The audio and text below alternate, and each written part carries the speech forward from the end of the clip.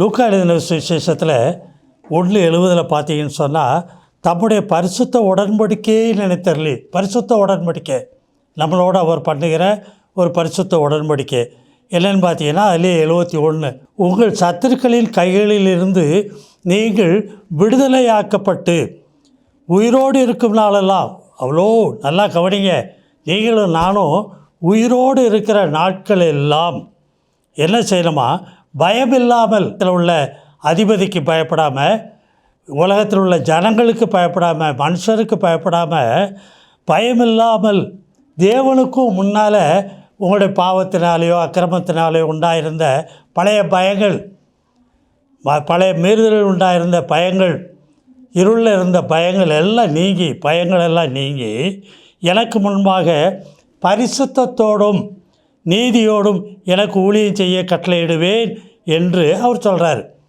எப்படியா? பரிசுத்தத்தோடு. பரிசுத்தம் என்று சொன்னால் ஆவியனுடைய கனி கொடுக்கறது தான். அதை தவிர வேறு பரிசுத்தம் நம்மகிட்ட இல்லை. மாம்சத்தினுடைய கிரியைகளெல்லாம் வெளியரங்கமாக இருக்குது, அதெல்லாம் அசுத்தம். ஆக பரிசுத்தம் என்பது ஆவிக்குரிய கனி கொடுப்பது தான். வேறு ஏதோ நினச்சிக்கிட்டு இருக்காதீங்க. வந்து சுத்திகரிச்சுக்கிட்டேன் பாவ மன்னிப்பை வாங்கிட்டேன், திரும்ப திரும்ப சுத்திகரிக்கிறது பெருசில்லை. இங்கிலீஷில் சொல்லுவாங்க கிளென்சிங், ஹோலினஸ். பரிசுத்தமாகுதல் ஆவிக்குரிய காரியத்தில் போகிறது. பாவம் கழுவப்படுறது வேறு, இனி பாவம் செய்யாமல் இருக்கிறதற்கு முன்னேறி போகிற காரியங்கள் வேறு. அதுதான் ஆவிக்குரிய காரியங்கள், ஆவிக்குரிய கனிகள். அது உங்களை பாவம் செய்ய ஒட்டாது. அதிலும் குறிப்பாக அன்பில் வளர வளர அன்பில் பரிசுத்தமாகிக்கிட்டே இருப்போம். அந்த அன்பு சகலத்திலையும் நம்மளை பரிசுத்தமாக்கும், நீதிக்குள்ளே நடத்தும். அதைத்தான் பார்க்க போகிறீங்க.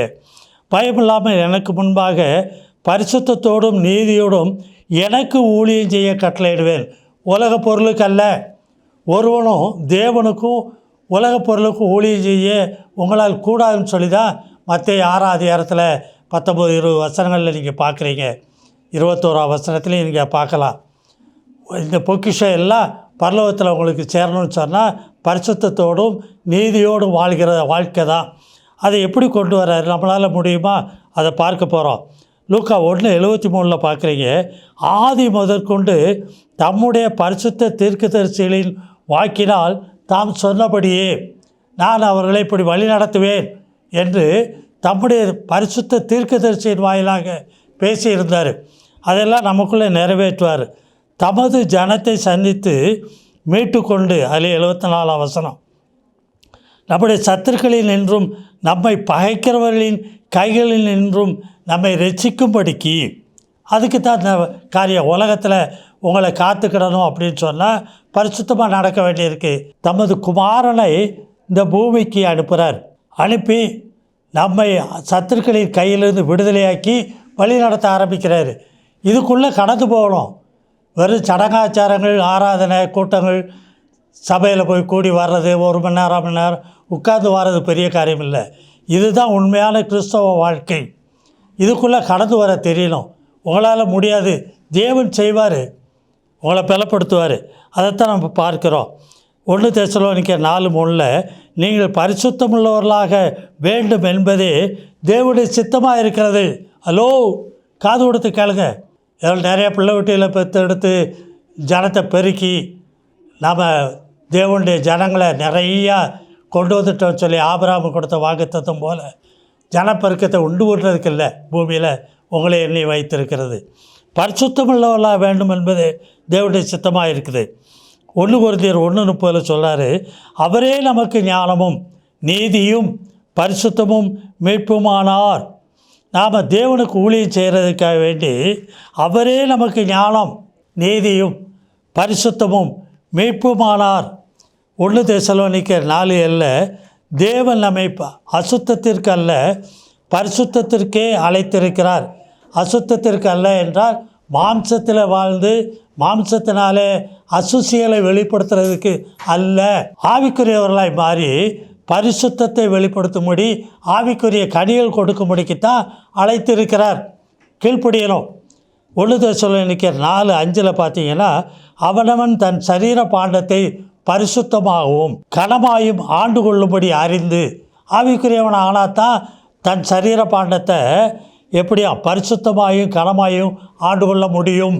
மாம்சத்தில் இருக்கிற வரைக்கும் ஒன்றால் முடியாதப்பா, என்னாலேயும் முடியாது. அதுதான் அவர் சொல்கிறாரு. 2 தெசலோனிக்கேயர் 2:13 கர்த்தருக்கு பிரியமான சகோதரரே, நீங்கள் ஆவியினாலே பரிசுத்தமாக்கப்படுகிறதினாலும். ஹலோ, மாம்சத்தில் இருந்தால் இது கிடைக்காது.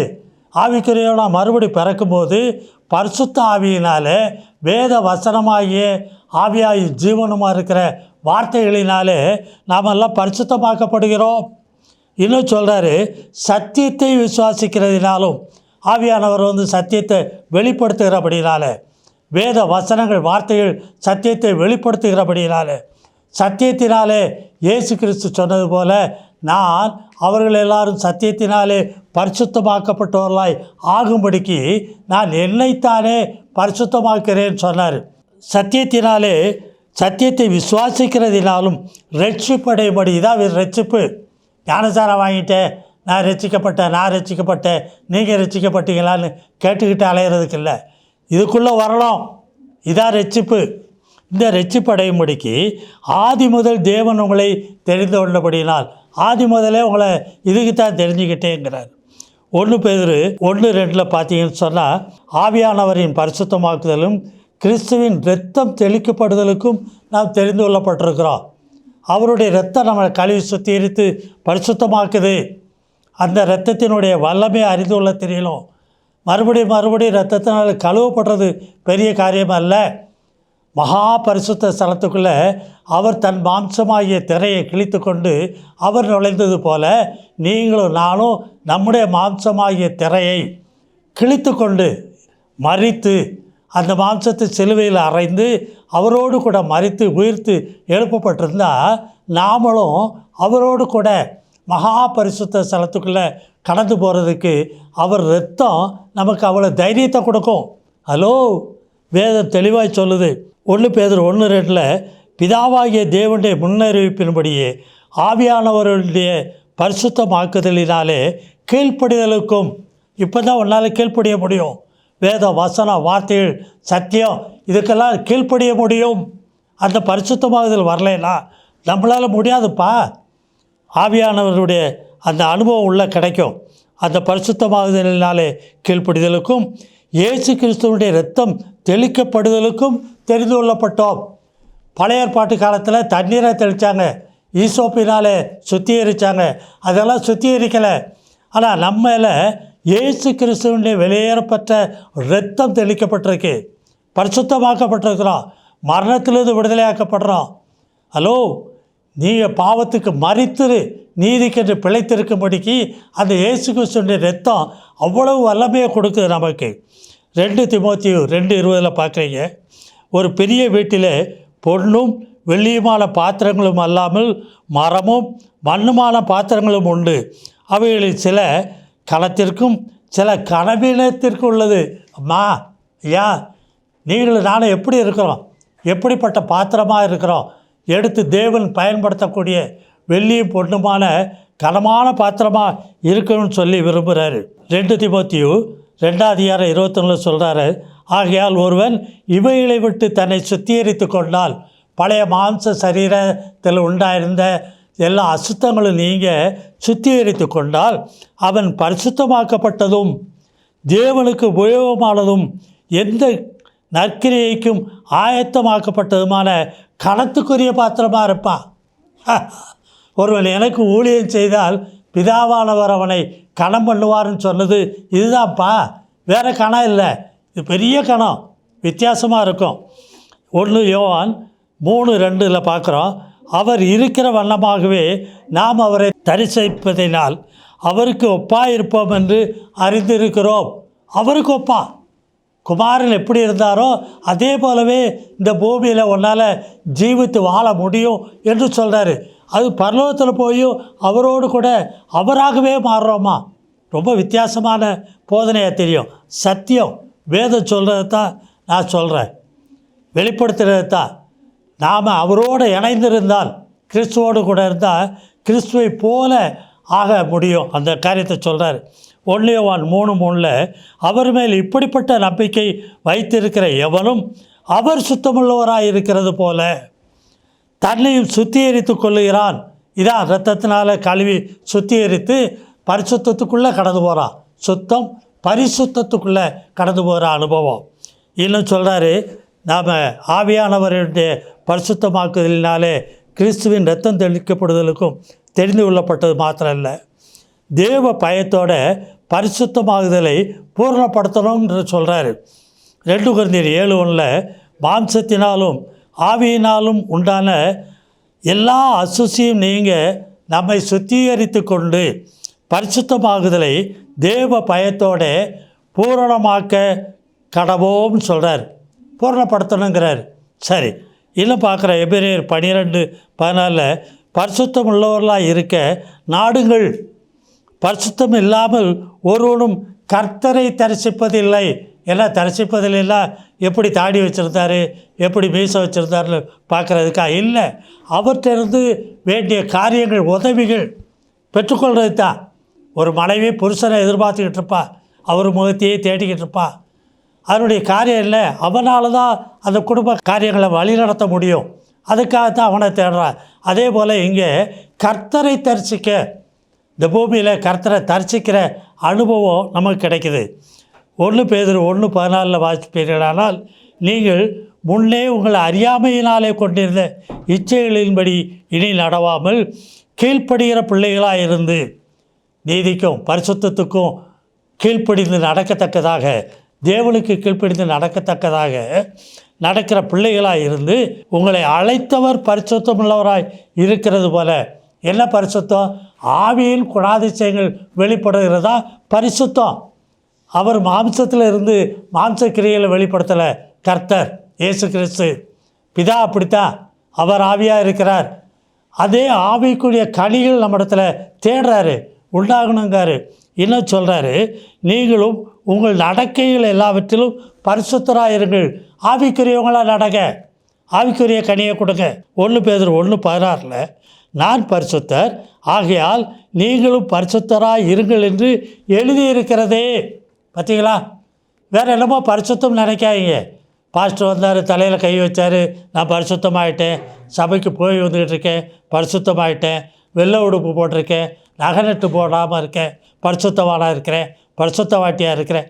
இல்லைப்பா, அது இல்லை. புறமாக இருக்கிற அலங்காரம் இல்லை, உள்ளான அலங்காரம் இந்த பரிசுத்தம், ஆவிக்குரிய அலங்காரங்கள். சரி, யோவான் 17:16-17 நான் உலகத்தான் அல்லாதது போல அவர்களும் உலகத்தார் அல்ல, உம்முடைய சத்தியத்தினாலே அவர்களை பரிசுத்தமாக்கும்.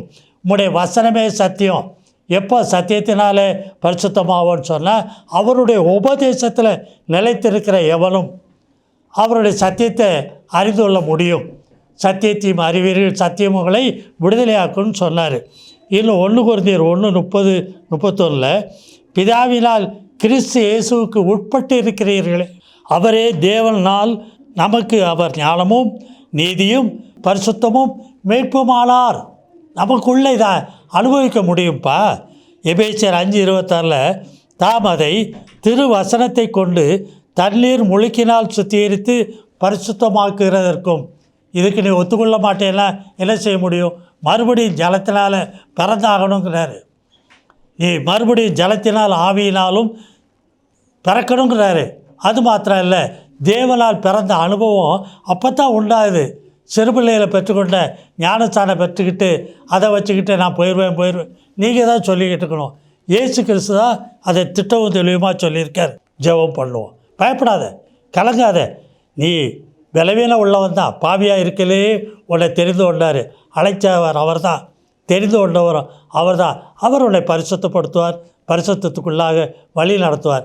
நான் பரிசுத்தமாக நடக்கணுமேன்னு சொல்லி நீ விரும்பினா போதும், கண்ணீரோடு கேட்டால் போதும், கர்த்தர் செய்வார். ஜெபம் செய்வோம். பரிசுத்தமுள்ள நல்ல பிதாவே, இந்த வேலைக்காக துதிக்கிற ஸ்தோத்தரிக்கிறப்பா.